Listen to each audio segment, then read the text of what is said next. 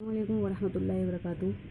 आज हम अपना दीनी तालीम का रिसाला नंबर 2 है, सबक नंबर 23 तबलीग पढ़ेंगे।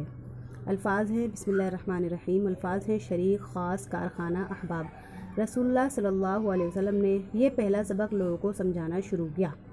वो 5 आदमी जो हमारे हज़रत की ज़िंदगी के शरीक थे, जो हमारे हज़रत को रात दिन देखते थे और आपकी अच्छी बातों को और अच्छी आदतों को रात दिन आजमाते थे। वो इतनी बात तो पहले ही से मानते थे कि इस तमाम दुनिया जहान का पैदा करने वाला अल्लाह है। जब हज़रत ने गार हिरा का वाक़या सुनाया तो वो ये भी मान गए कि हमारे हज़रत सल्लल्लाहु अलैहि वसल्लम अल्लाह के नबी हैं। अब ये सब अल्लाह को याद करने लगे, सुबह शाम अल्लाह का नाम लेने लगे। उन्होंने अपने दूसरे साथियों को भी समझाना शुरू किया। उन्होंने सोचा कि ये बातें बहुत अच्छी हैं, ये बातें इंसानों के फ़ायदे की हैं, इन बातों का फ़ायदा अपने दोस्तों को ज़रूर पहुंचाना चाहिए। खैर ख्वाही यही है कि जो अच्छी चीज़ आपके पास हो वो दूसरों को भी दो। दीन की बात अगर कोई हमें पता चले तो हमें दूसरों को भी बतानी चाहिए।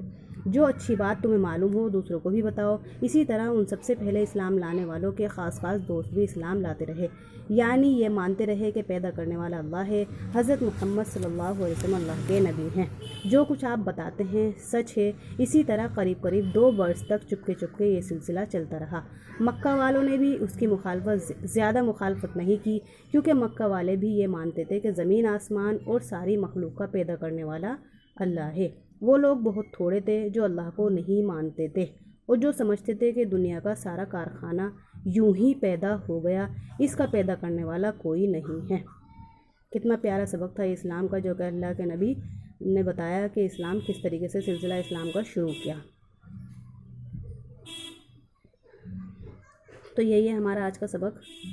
मिलते हैं नेक्स्ट वीडियो में आगे के सवालात के साथ। ठीक है। अस्सलाम वालेकुम वरहमतुल्लाहि वबरकातुहू।